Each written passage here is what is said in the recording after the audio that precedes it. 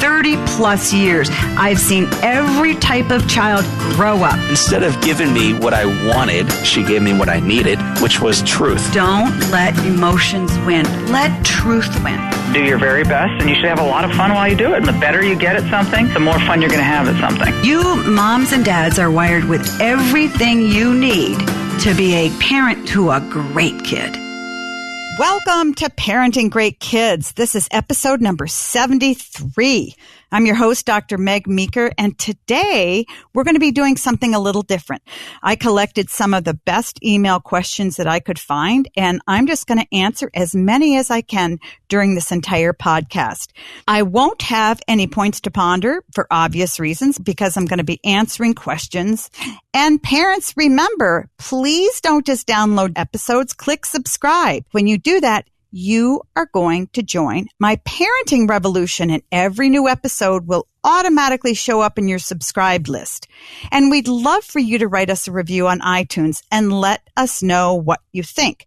We're not only on iTunes, but the Parenting Great Kids podcast is now available in the Google Play Store and on Stitcher. So no matter where you get your podcasts, subscribe today.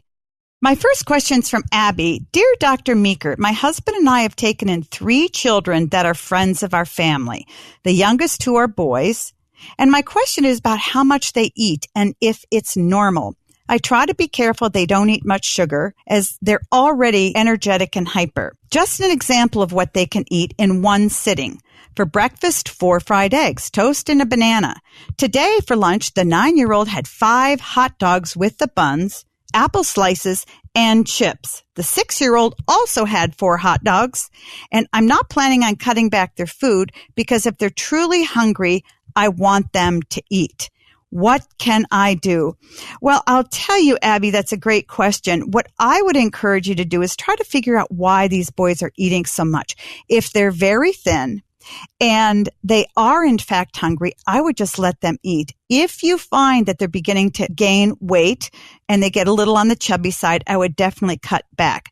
The other thing is psychologically, they may want to overeat for several different reasons. One, it could be a compulsion that they learned in their family of origin. The other reason they could be eating so much is because they are not used to having regular meals. If they really were having a hard enough time in their family of origin that you had to take them in, chances are they felt very insecure about where the next meal was coming from. So that may be a reason that they're overeating too. Basically, make sure they get 3 good meals. If they want to eat 2 or 3 servings, as long as they're not getting overweight, that's great. I wouldn't encourage you to give them a lot of snacks. You want to teach them that they want to fill up and so that they're hungry again for the next meal. My next question's from Brittany. Dear Dr. Meg, my 3-year-old has cystic fibrosis. She's incredibly healthy, which is wonderful. My problem is this. My husband buys way too many toys because he feels she's been dealt a bad hand. He gets mad at me when I do extra breathing treatments and when I don't let her play in mud or swim in lakes. He says she's going to hate me when she gets older because I'm keeping her from being a kid. He complains about how inconvenient her treatments are and how it sucks that she has to go through all that. He purposely doesn't say most of the stuff in front of her, but I don't know how to handle this. How do we keep her from having a poor me attitude? Well, Brittany, that's a great question. Cystic fibrosis is a very serious disease, as you know, and she does need a lot of extra care, a lot of extra treatments. Tell your husband it's really important that she get those extra treatments because she needs to breathe well. You know, in cystic fibrosis, her lungs can get clogged up. She doesn't oxygenate well, and that's going to make her feel really bad. Also, it can make her more prone to infections. Let's talk about handling her with kid gloves. I would sit down and have an honest talk with your pulmonologist, and I'm sure you have one. You want to make sure that she can live as normal a life as possible. So you want to treat her not like a sick child, but like a healthy child. If she has siblings, by and large, let her do what her siblings are doing. You obviously don't want to put her in a situation where she's going to get an unusual infection, because that's very hard for kids with cystic fibrosis. So I would sit down with your pulmonologist and say, what are the things that I really need to keep her from? Because otherwise, I want to let her do anything that she can to keep her feeling normal. Parents who I've seen who have chronically ill children that have worked in keeping their kids from having this poor me attitude and feeling that someone's feeling sorry for them all the time are parents who really continue to do everything normally with the child. And when I say that, I'm not just talking about activities. I'm talking about discipline. I'm talking about restrictions. I'm talking about, if she acts up, that you have these same expectations for your daughter that you do for any other children. And that's the best thing that you can do to keep her from having a poor me attitude. It really is important that your husband not treat her differently than the other kids, i.e., not give her too many toys, because he is treating her like he really feels sorry for her. So I encourage you two to sit down and talk to one another and say, what can we do to communicate to our daughter that we don't feel sorry for her, that we feel towards her just like we do all the other kids. And again, talk to your pulmonologist about real risk and how to avoid very serious risk and let the rest go. Here's another question from Rachel. Dear Dr. Meg, I'm in a bind with my sons. They need discipline, rules, and limits. They often tell me that dad says something and it's a lie, and I have to be extremely careful not to badmouth him. The courts granted me sole legal custody, but he still has 29% of their time.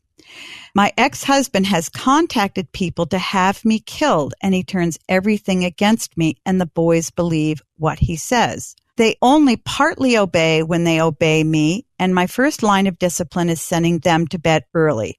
The second line of discipline is with electronics and screens. I need an effective discipline to deter them from getting into arguments with me over things they don't need to be a part of. I was told by a psychologist with boys in the room that I can shut them down and teach them to not engage with me, and it's wrong that I don't tell them everything. Their father still has the power of control and knows how much he uses the boys to control me. The boys tell me I'm selfish for having the majority of their time, but the truth is it would be selfish if I gave them up and disappeared for my safety. I'm the parent that isn't interested in only being their friend and letting them be in charge. The court order parenting class tells you not to talk to your children about certain things. We did move over the summer, and I know it's a change, but parents should help their children not cause more pain. But my ex-husband won't stop, and he's trying to take them away from me. It's heartbreaking that my boys just don't want to be with me. Rachel, you're in a very tough situation. First of all, it's your safety and your boy's safety is of utmost importance. Now, it's really important that you seek out legal help through the police and your lawyer and the courts about the threats that your husband has made to your physical safety. If he's made those threats towards the boys as well, and I wouldn't be surprised if he does, because people that make those threats against a previous loved one can easily do them against a child as well. So that's really important, and you need some sound advice from the law and the legal system. Secondly, the fact that your boys don't want to be with you is a result of their father really manipulating them. And he's doing this, obviously, to drive them away from you. There isn't much you can do about his manipulation of the boys. The most important thing is to remain steady and constant presence in their lives. You need to keep healthy discipline going with your boys when they're at your home. It's great that you have them most of the time, 70% of the time. I would encourage you to set down some rules and tell them things like this. When you're in my home, you can't speak like this. You can't do this. And if you do those things, here's what's going to happen. You are going to have to go to bed early. Your electronics are taken away. And when you say those things, you've really got to follow through. It's going to be hard for you because chances are they don't have to follow these rules at dad's house. That's not atypical in a divorce situation, but you need to continue steady, sound discipline. Here's one thing I want to encourage you. You can't change your ex-husband's manipulation of the boys, and they probably on the surface won't want to be with you, but deep down, you're the one that makes them feel safe. So eventually, as the boys get older, they're going to see through the whole situation. They're going to know what's going on, and they will want to be with you ultimately because you are the safe person and the real loving person because you offer discipline. Should you tell them the whole truth about their dad's threat against you? No. The boys already know that their dad hates you and feels strongly against you. If, however, he makes threats towards them, you have to deal with that in an open fashion. But I really don't think that kids need to know everything that's going on between parents. It'll scare them. It'll change their relationship with you and their dad. And I would just keep that private. My next question comes from Kim. Hi, Dr. Meg. I wanted to know if you have any thoughts or suggestions on putting your son into kindergarten at age 5 instead of 6. I live in a county where several parents always hold back their children, but I'm torn on the pros and cons. Well, Kim, here's the thing. 20 years ago, kindergarten was kindergarten, but now many kindergartens are like first grade. Kids feel a lot of pressure. They have to work really hard. They have to concentrate really hard. And a lot more is expected of young kids in kindergarten than it was several years ago. So if the trend in your area is to hold kids back and not start them in kindergarten until they're 6, that's what I would do.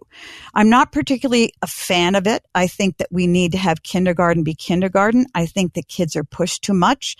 But that's the way life is in many schools. So I would encourage you to hold your son back and start him if he's 6, because that's what a lot of the people are doing, and you don't want him to be behind. My next question is from La Christia. I have a 17-year-old son who has had ADD since the first grade. My son is 17 now.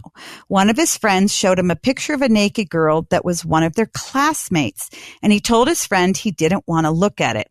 He was called gay by this friend. His friend was joking about the comment, and he later apologized to my son, but this sent my son in a whirlwind of emotional struggle. He began questioning his faith, thoughts of being afraid that he would turn gay. He's struggling with a lot of different things, went to a counselor, and was started on Lexapro. His grades have always been an issue at school. Attention has always been an issue. And recently, he's become very defiant and disrespectful and lying a lot. He's not a bad kid, but he started looking at porn a lot after the gay comment. I was and still am very angry about him looking at it. I've yelled at him, but nothing helps. His grades are really bad, and we're only 5 weeks into the school year. Well, LaChristia, you have some serious issues going on. First of all, Lexapro is a medication that's used for depression and anxiety, and he's old enough to be on it if you're watching him carefully and you do feel that it's helping his depression or anxiety. It's okay to keep him on it as long as you are working very closely with your physician.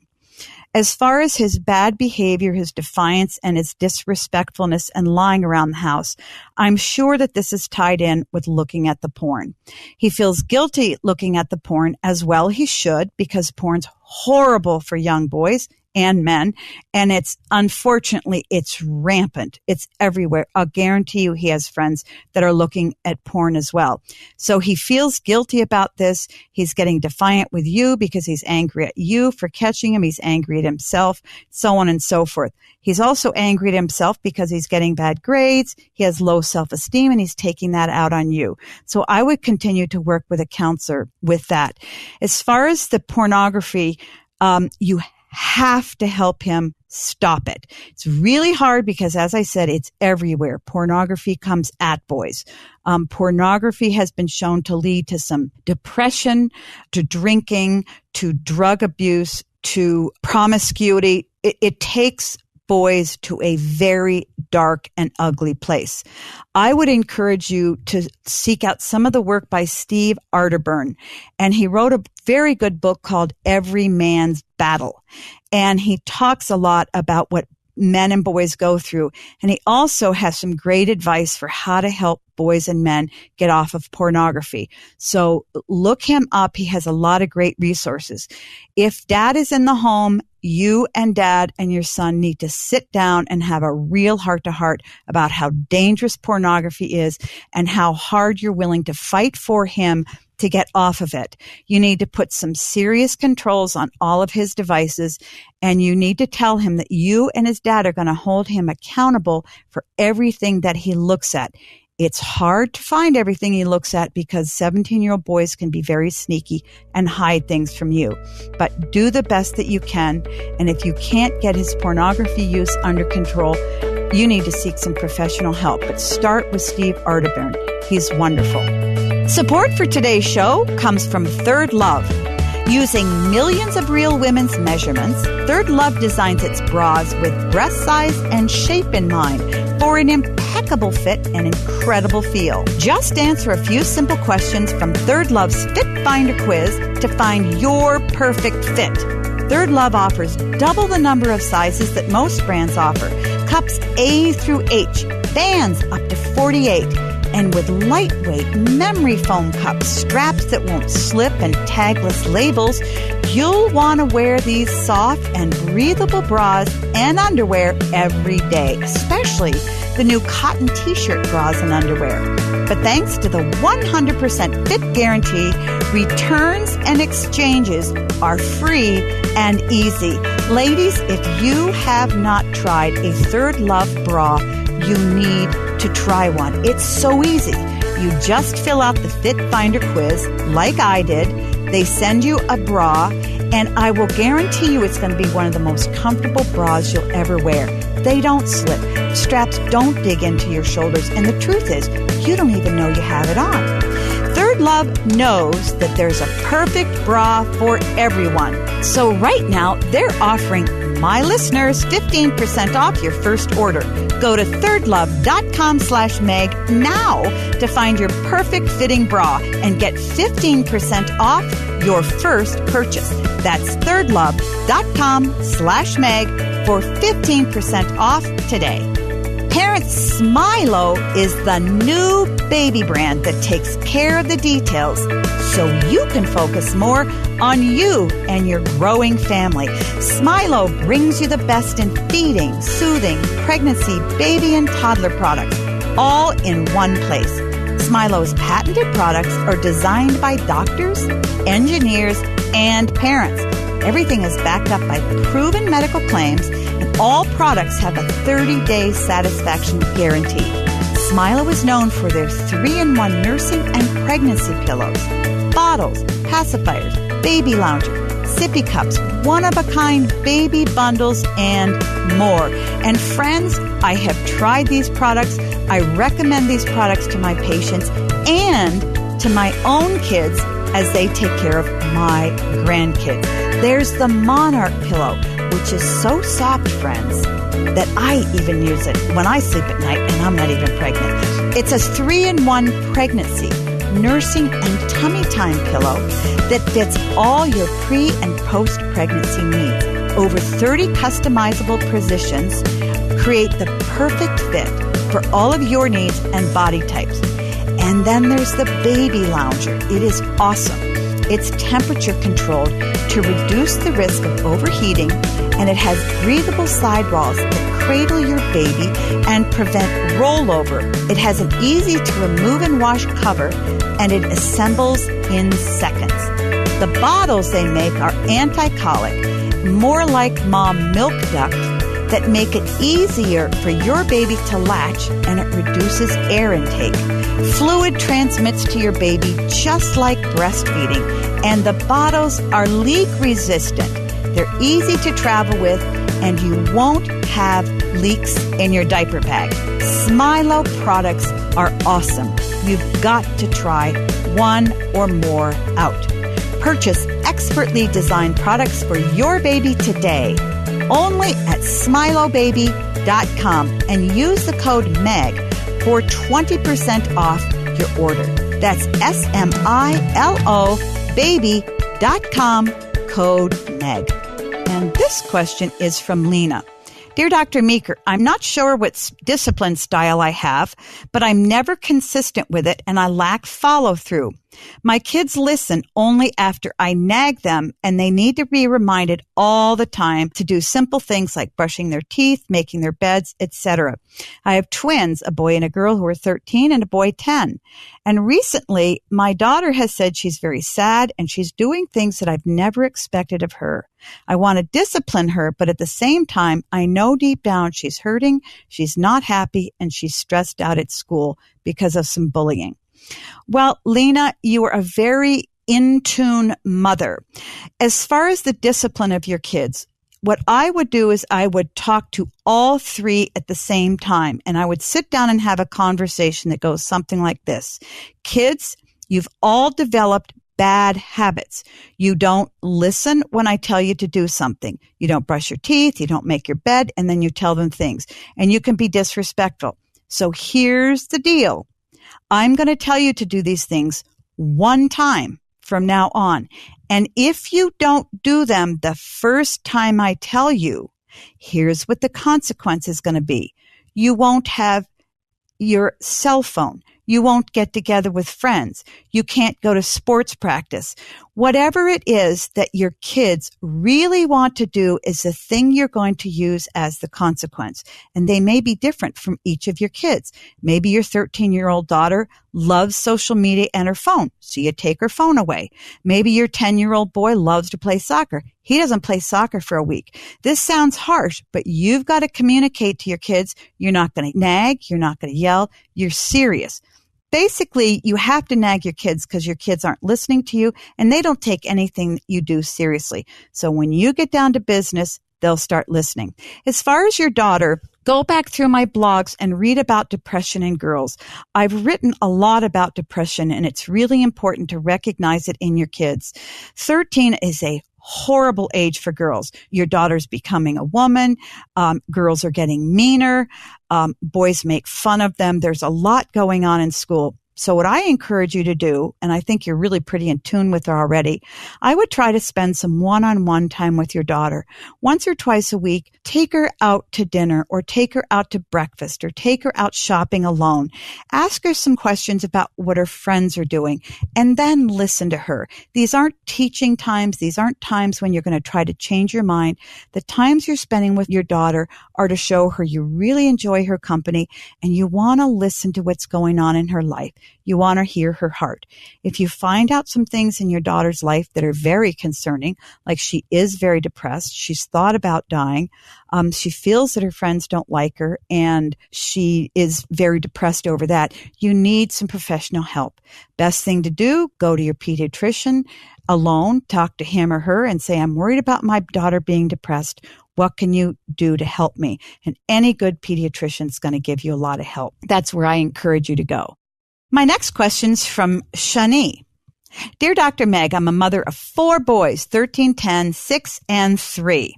I feel that I have very well-rounded boys with one exception. My 13-year-old is so mean to his brothers, from name-calling to hitting and shoving to being very demeaning. It's a constant struggle.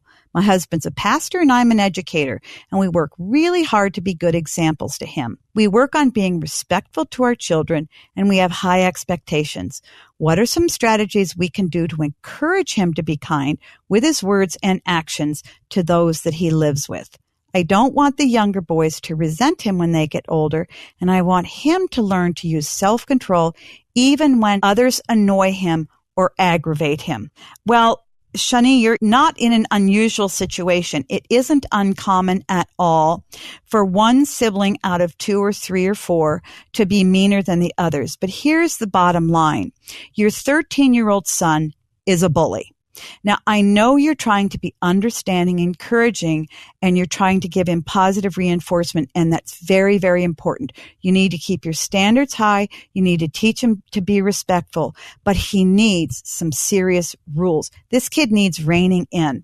He can't be mean to his brothers because they will resent them. They will pick up his bad behavior, and their self-confidence will suffer because he's the oldest. And it's just hard to be picked on all the time by anybody, even if it's a sibling. So you need to treat him like you would treat any other bully. that wasn't your son. You know that bullies bully because deep down something's really bothering them. They have low self-esteem. They're jealous. Maybe he's jealous of his other brothers. So you and your husband need to get to the bottom of what's bugging your 13-year-old. I would even sit down and talk to him and say, here's why we think you're bullying your brothers. What's going on? How do you really feel? Is this something that you really want to do? How does it make you feel when you're mean to them? Does it make you feel better or does it make you feel worse? Your husband, if he can, needs to take him out alone and spend some time with him and do a little bit of digging to find out what could be eating at him. Maybe he's always had low self-esteem. Maybe he's always had the personality where his fuse is short and he just gets mad easier. But he's at the age where he really needs to learn, as you said, some self-control. You really need to go through my discipline with courage and kindness because this is exactly what I address. One of the principal reasons that we discipline our kids, we don't do it to be mean or to be controlling. One of the reasons that we do it is to teach kids self-control because no one in life can be successful at anything unless they have self-control. You can't be good at your job. You can't have a healthy marriage. You can't have healthy friendships or relationships if you don't have self-control. And right now, your son is really out of control. He's not going to gain self-control overnight. And the way kids learn it is that their parents have to first impose it. That's why we make kids do things when they're young and out of control. We teach them what it feels like to live with rules, to live with restrictions, to live with laws. You and I live with them every day. And as they learn to live with those restrictions, as they get older, they begin to impose the restrictions on themselves. They learn how to discipline themselves. They learn how to talk to people. So modeling it to your son is really important, but you've got to make him do it as well. So here's what I encourage you to do. You first need to figure out what's eating at him and why he's such a bully. And I would treat him just like a bully, and you can even use that language with him, not in front of his brothers, but you can talk to him about that in private. So you figure out what's going on if you can. Second, you sit down and say, here's what you can no longer do.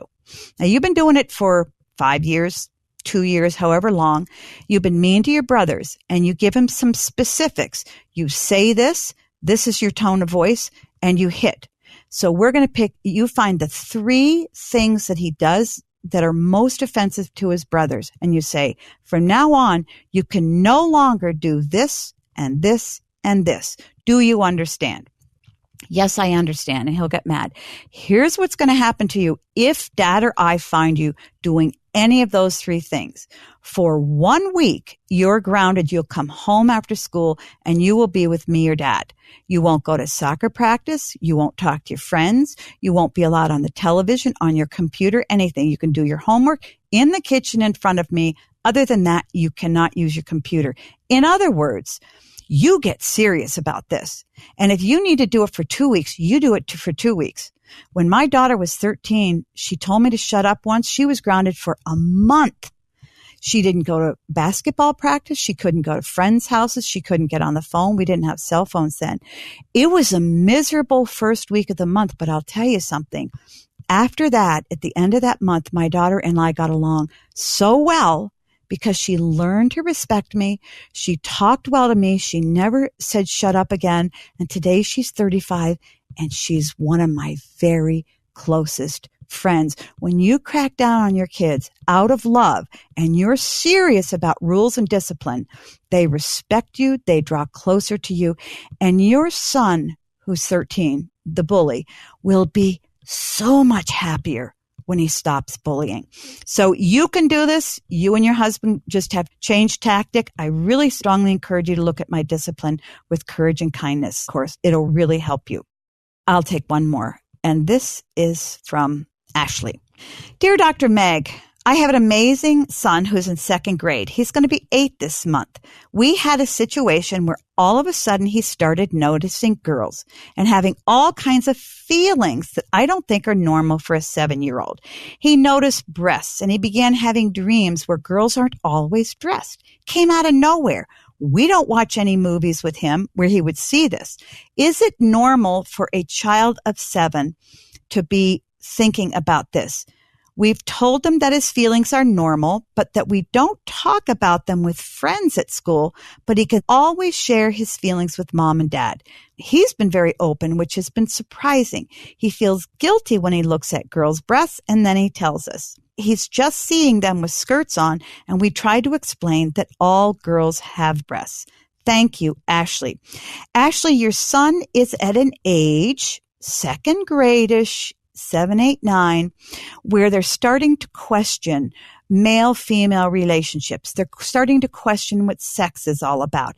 They don't have sexual feelings. They're prepubertal, but they're very curious about what sex is, about how girls are built, how boys are built. And it's not even unusual for boys to pull their pants down in front of another boy and for them to look at each other's penises, or for them to want to take a peek at a girl under her shirt to see what breasts are. So his curiosity is normal. You are handling it beautifully. You say to him, honey, your feelings and your curiosity are totally normal, but we talk about these with mom and dad in private. So you don't necessarily want to make him feel guilty. His curiosity about girls doesn't signal that he's had any kind of abuse at all. Kids who've been sexually abused are imitating sexual behavior. Your son's not doing that. So the fact that his imagination is going and that he's wondering what girls look like is perfectly normal. You're doing a great job. Keep talking to him about it. Help him not feel guilty, but just answer his questions. And it's really important, Ashley, in doing all of this, you're setting the stage for some really important conversations that are up ahead. And that is how to talk to him about sex. I have a whole course in that too, which is because parents wanted to know how to talk to their kids about sex. Keep the conversation going. And you say to him, thank you for coming and telling me your concerns and asking questions. Whenever you have a question about boys and girls or relationships or moms and dads, anything that you wonder about, don't go to your friends because they may not have the right answers. Always come to me because I have the right answers and I will answer any question you have at any time. Because Dad and I know all the right answers to any questions that you're going to have. And that's the way you set yourself up, if you will, as being the go-to person when it comes to questions about sex, now and later on. Well, parents, I wish we had more time. I love your questions. I'm a little long-winded. I apologize for that, but I want you to continue to keep writing to me. No question is out of bounds. No question is too hard, and no question is embarrassing. I will talk to you about anything at any time, and I really want you to have the medically correct answers to any of the questions that you may have about medical issues or behavioral issues, psychological issues, anything that you have questions about, please write them in to me. So parents, you can email me any of your questions to askmeg@megmeekermd.com. Again, that's askmeg@megmeekermd.com. So until next time, parents, always remember that great kids are raised, not born.